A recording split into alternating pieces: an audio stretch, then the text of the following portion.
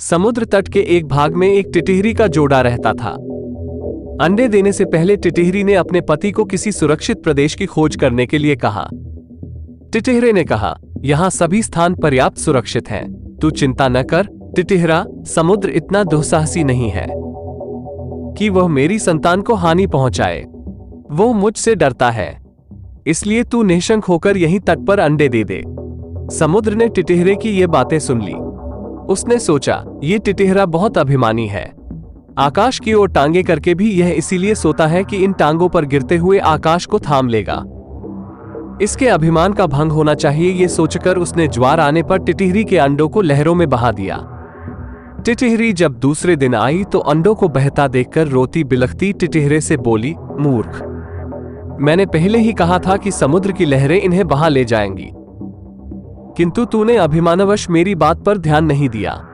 अपने प्रियजनों के कथन पर भी जो कान नहीं देता उसकी दुर्गति होती ही है।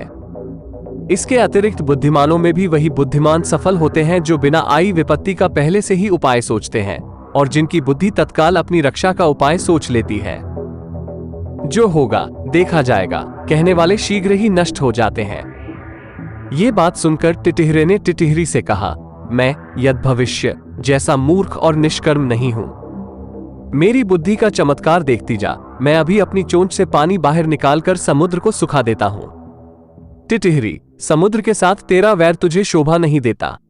इस पर क्रोध करने से क्या लाभ? अपनी शक्ति देखकर हमें किसी से बैर करना चाहिए, नहीं तो आग में जलने वाले पतंगे जैसी गति होगी। टिटिहरा फिर भी अपनी चोंचों से समुद्र को सुखा डालने की डीगे मारता रहा। तब टिटिहरी ने फिर उसे मना करते हुए कहा कि जिस समुद्र को गंगा यमुना जैसी सैकड़ों नदियां निरंतर पानी से भर रही हैं, उसे तू अपने बूंद भर उठाने वाली चोंचों से कैसे खाली कर देगा? टिटिहरा तब भी अपने हठ पर तुला रहा। तब टिटिहरी ने कहा, यदि तूने समुद्र को सुखाने का हठ ही कर लिया है तो अन्य पक्षियों की भी सलाह लेकर काम कर। कई बार छोटे दो प्राणी मिलकर अपने से बहुत बड़े जीव को भी हरा देते हैं, जैसे चिड़िया, कटफोड़े और मेढक ने मिलकर हाथी को मार दिया था। टिटिहरा, अच्छी बात है, मैं भी दूसरे पक्षियों की सहायता से समुद्र को सुखाने का यत्न करूंगा। ये कहकर उसने बगुले, सारस, मोर आदि अनेक पक्षियों को बुलाकर अपनी दुख कथा सुनाई। उन्होंने कहा, हम तो अशक्त हैं, किंतु हमारा मित्र गरुड़ अवश्य इस संबंध में हमारी सहायता कर सकता है।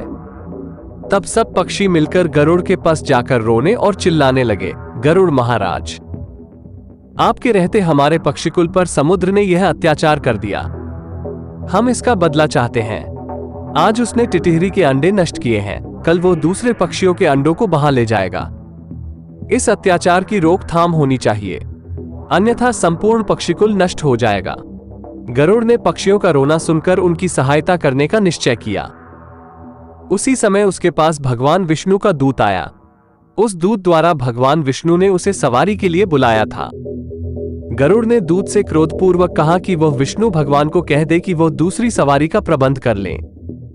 दूत ने गरुड़ के क्रोध का कारण पूछा तो गरुड़ ने समुद्र के अत्याचार की कथा सुनाई। दूत के मुख से गरुड़ के क्रोध की कहानी सुनकर भगवान विष्णु स्वयं गरुड़ के घर गए।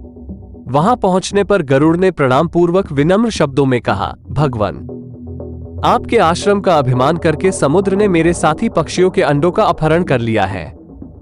इस तरह मुझे भी अपमानित किया है। मैं समुद्र से इस अपमान का बदला लेना चाहता हूं। भगवान विष्णु बोले, गरुड़, तुम्हारा क्रोध युक्तियुक्त है। समुद्र को ऐसा काम नहीं करना चाहिए था। चलो, मैं अभी समुद्र से उन अंडों को वापस लेकर टिटिहरी को दिलवा देता हूं। उसके बाद हमें अमरावती जाना है। तब भगवान ने अपने धनुष पर आग्नेय बाण को चढ़ाकर समुद्र से कहा, दुष्ट, अभी उन सब अंडों को वापस दे दे, नहीं तो तुझे क्षण भर में सुखा दूंगा। भगवान विष्णु के भय से समुद्र ने उसी क्षण अंडे वापस दे दिए। कहानी से सीख। इस कहानी से हमें ये सीख मिलती है कि हमें कभी भी अपने शक्ति पर अभिमान, घमंड नहीं करना चाहिए।